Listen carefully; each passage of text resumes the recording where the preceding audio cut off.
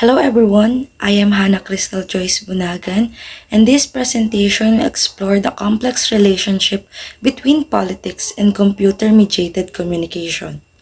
In this presentation, we will explore four objectives. The first one is how people use CMC to talk about politics, both among themselves and politicians and their campaigns.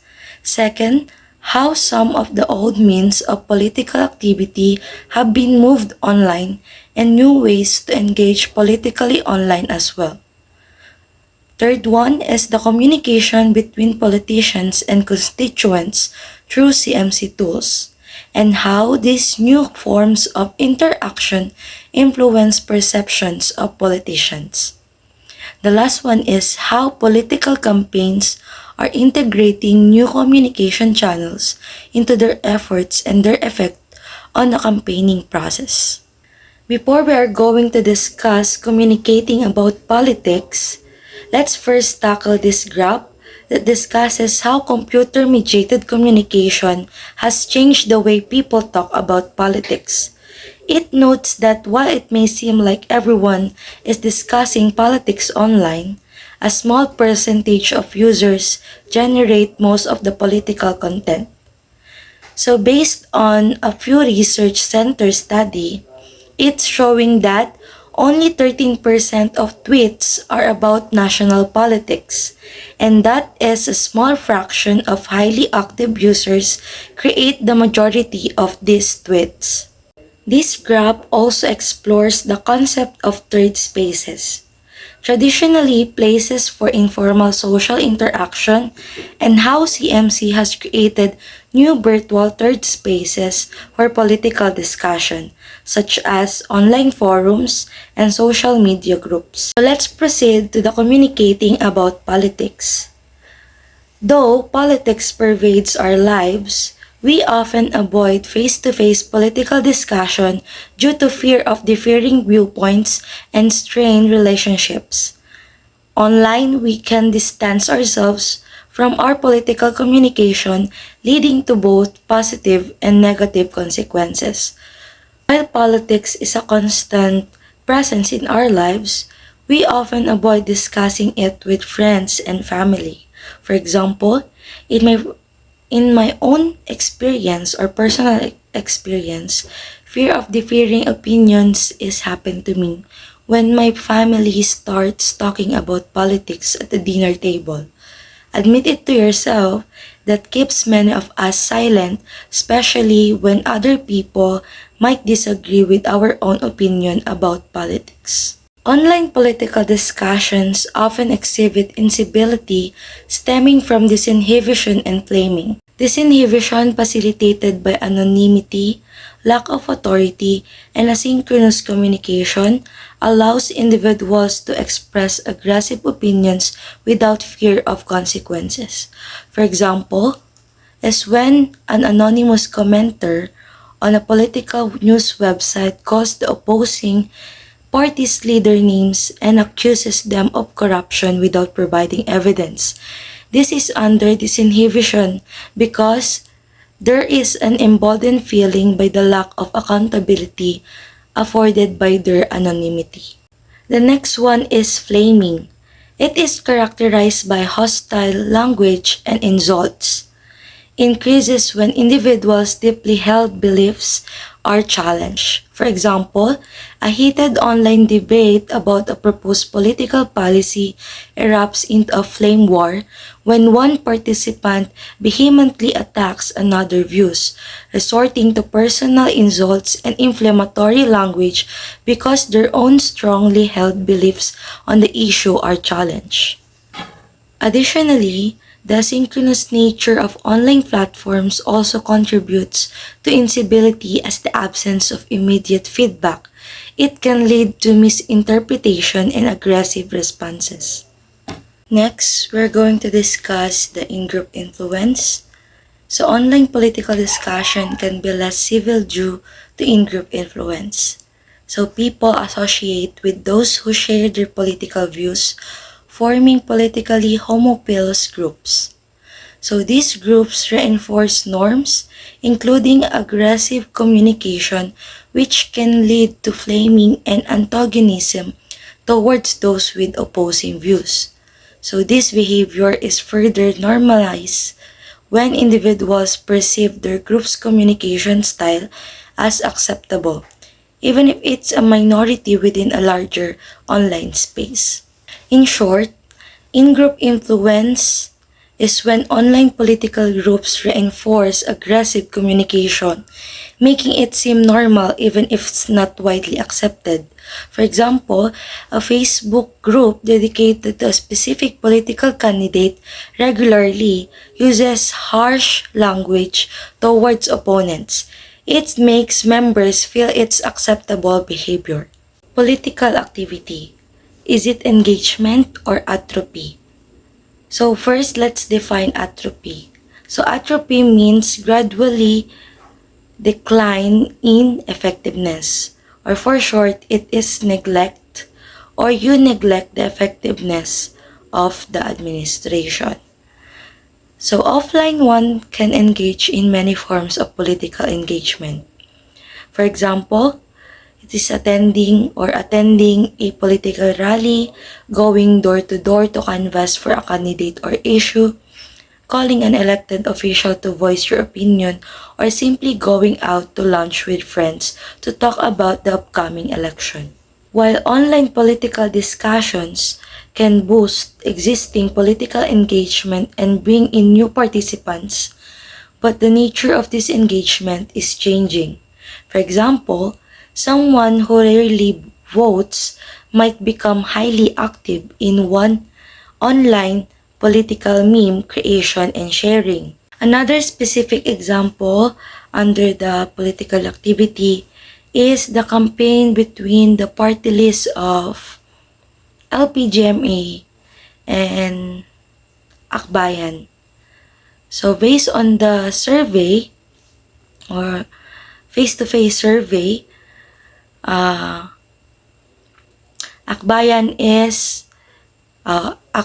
got 801 votes while LPGMA got 700 votes. But when you go on social media platforms, you may see that LPGMA is the one who is got viral or got more trending posts on social media. CMC offers new ways to engage in political activity. First one is intensifying. So intensifying existing behavior for those already politically active. However, it can also engage new audiences, especially those with lower socioeconomic status and those who are politically inactive offline. Engaging in online political discussions can intensify offline behaviors, strengthening political identity and motivation. However, the meaning of political activity online is evolving, encompassing unconventional forms of engagement such as flash mobs and meme creation, suggesting a need to expand our understanding of online political engagement beyond traditional measures. However, the meaning of political activity online is evolving, encompassing unconventional forms of engagement such as flash mobs and meme creation, suggesting a need to expand our understanding of online political engagement beyond traditional measures. Under the political activity, there is so-called slacktivism.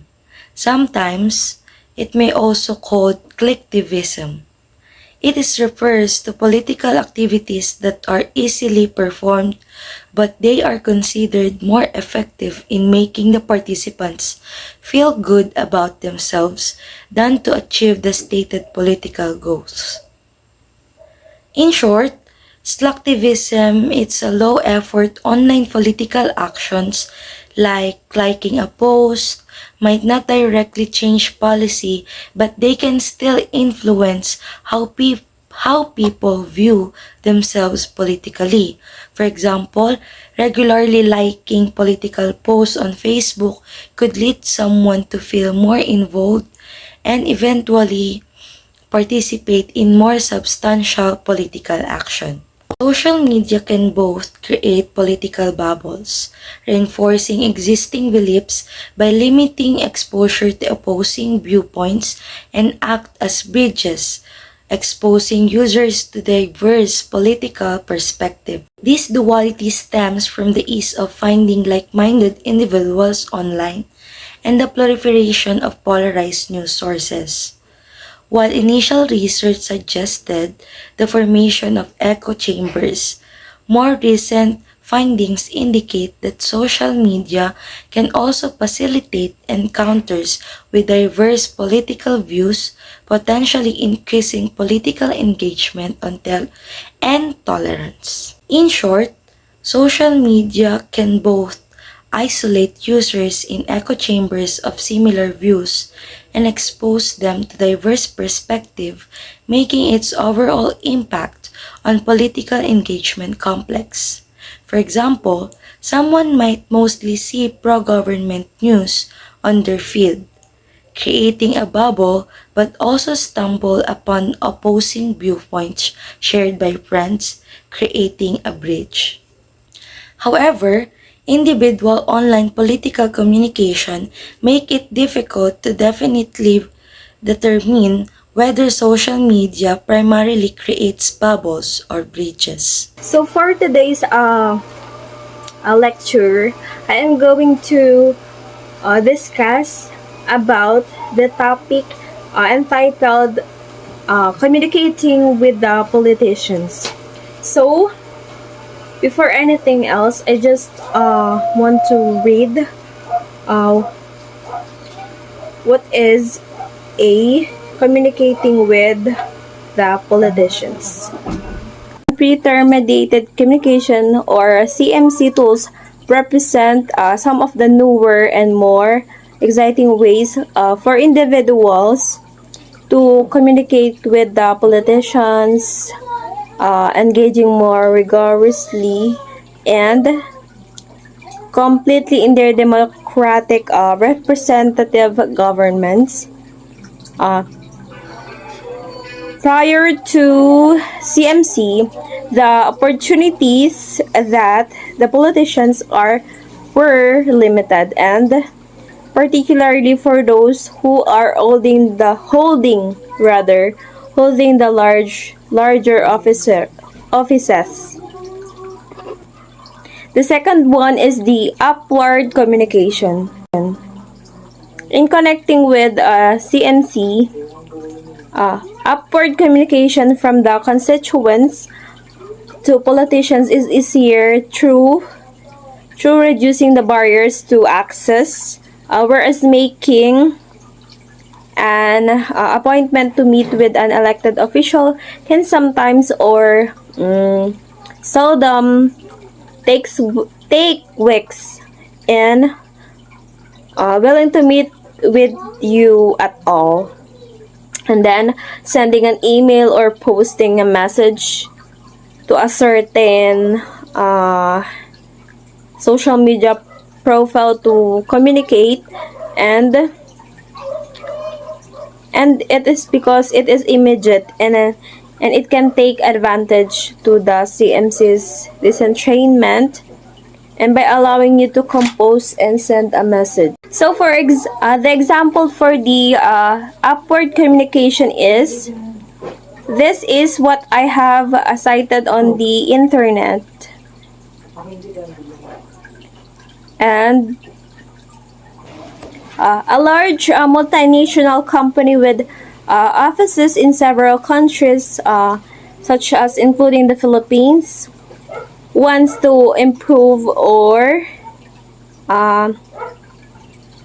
give some improvedness and its internal communication channels, and they are particularly interested in improving the upward communication, the flow of the information from lower levels of the organization to upper management. They decide to leverage a CMC to facilitate this process. So the methods used for this is the employee suggestion boxes, wherein it is indicating online, the internal social network or collaboration platforms, which is the social networking site. The third one is the online surveys and polls, wherein you can use the messenger. And the second to the last method is the online feedback forms, or you can use the Google Forms. And the last is the webinars or the town halls, which is the virtual meeting. So the third one is the direct interaction. So direct interaction simply refers or regards with the political matters, such as the upcoming vote by the officials in the different respective barangays or provinces, including the politicians' views to the political issue or suggesting a new issue for the politician to consider and to refer. So the example for this is, just want to read this. University in the Philippines is using CMC to facilitate interaction between the students and the professors or the teachers. So the goal is to improve the learning experience by providing more information, more opportunities to direct interaction outside of the traditional classroom settings. In additional to the direct interaction, the methods that they use are online forums or discussion boards, live chat sessions wherein you can start on a webinar or a live video conferencing, the interactive simulations and games, the virtual office hours. So the last would be the parasocial interaction. So parasocial interaction, portraying or referring within a one-sided relationship, where an individual shares different interests, energy, or implies the time in a media persona, or such as example the celebrity, the character, or the online personality without any reciprocal or reciprocation engagement from the persona. So the example for this that I have cited on the internet is the let's consider a young woman in Benguet province, Philippines, who is a devoted fan of a popular K-pop group. She follows the group's social media accounts religiously, so watches all their music videos multiple times, reads every interview, and participates in their online fan communities. So she feels a strong emotional desire or connection to the group members, wherein feeling happy, and they can when they release the new music, and sad when they experience the what we call the setbacks. So she may even decorate her room with their posters and spend more hours with creating some fun art. My name is Princess Den Maneha. Communicating with constituents is how politics use computer-mediated communication, which is the CMC tools, to engage with their constituents. CMC tools is an effective way for politicians to communicate and to share updates. This type of communication may take two factors. First is the elected and appointed. They use their official platforms to communicate with their constituents and addressing public concerns, and this is a type of formal communication. Second, political communication may come from campaigns influencing their voters to support a candidate's election or re-election and the addressing the political issue. Politician communicating with constituents. The appointed politician can use different CMC tools to communicate with their constituents. First, we have the website. Politician can use website to communicate with constituents and also to communicate important information to their followers. Website are static. The information in the sites does not change and it is controlled only by person or the assigned in that website. Websites are good for sharing information since this page share different issues. Second, we have social media. Social media has different platforms like Facebook, Twitter, Instagram, and also TikTok. Politicians can use social media to show relevant information to the voters and be updating the politician action and efforts on their behalf. Politicians can use social media to post contents to the public unfiltered by gatekeepers like the journalists or the news media. The politician use social media, which is to share mga ginagawa nilang activities. Baga, sila na yung mismong nag-share dun sa page na yon para maging totoo lang kung ano yung lalagay nila, hindi pinapalitan ng mga journalist, ganun. Ang ilalagay lang nila doon, which is yung totoo talagang nangyari. Social media is the ability to create polls or survey.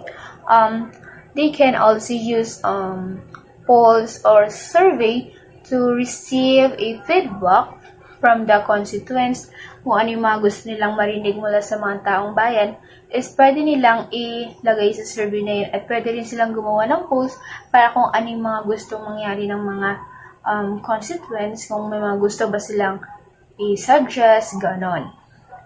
Finally, social media are even more shareable than websites. Social media allows users to signal boost a politician's contents, expanding its visibility. When user rebroadcast a politician message via social media, the message can reach new and different audiences. For example, our Vice President Inday Sara Duterte, her message for BBM and his group, which is our president here in the Philippines, the message is only posted in YouTube, but since siya ay Vice President, mabilis kumalat yung video niya na napunta sa TikTok ay napunta rin sa Facebook, which is mas lalong lumawak yung audience niya, na instead na sa YouTube lang sana, is napunta siya sa mga maraming platforms na nagsali ng maraming comments and reactions. Hello, my name is Vincent B. Carbonell. I will discussing you the political campaign.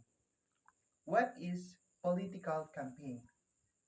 In computer-mediated communication, this is the tools that significantly alter the landscape of political campaign, while the traditional tactics like rallies and phone calls remain relevant. Digital platforms like website, email, and social media have become essential for modern campaign. I will discussing to you the modern campaign they use in digital platform nowadays. Number one is website. Number two is email. And number three, social media. And what is website in computer mediated that they use in modern campaign? Um, what is website again?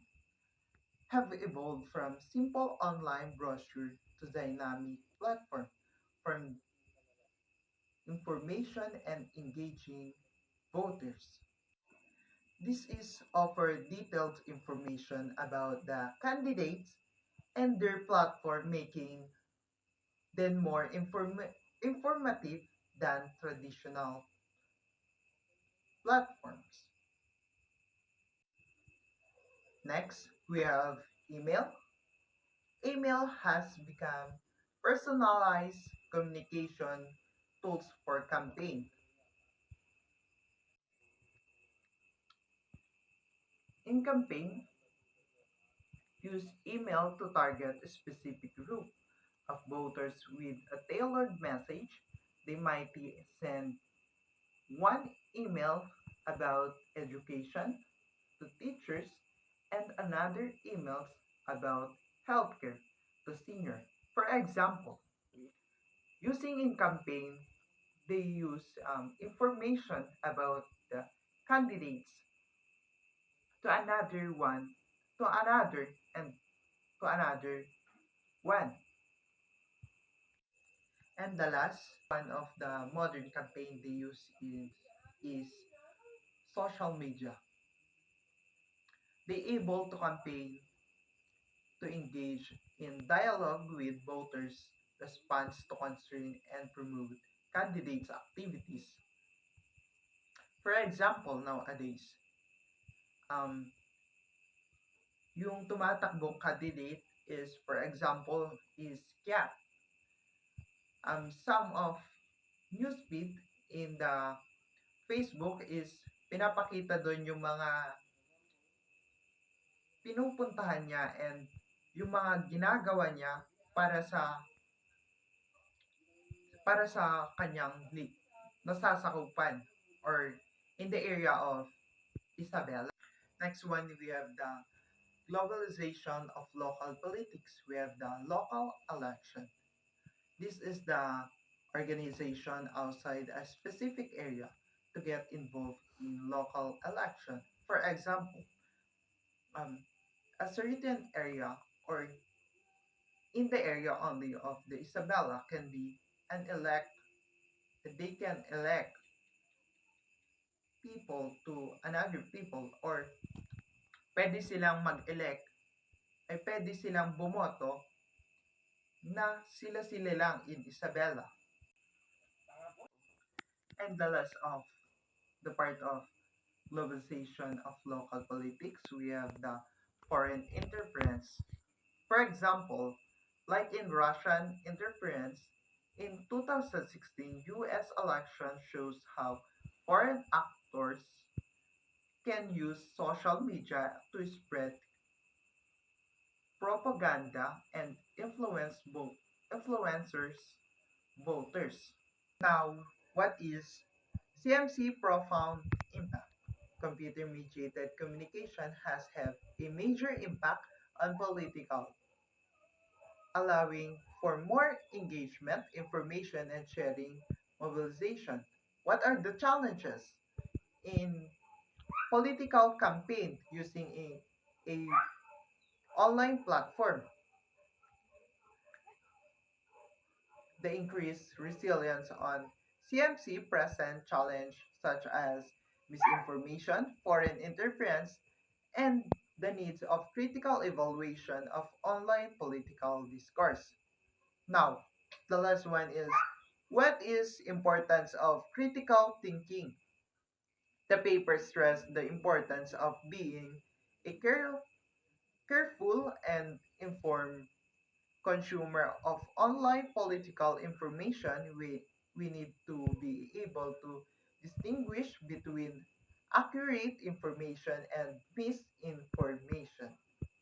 And that's all. That's my part of my report. And thank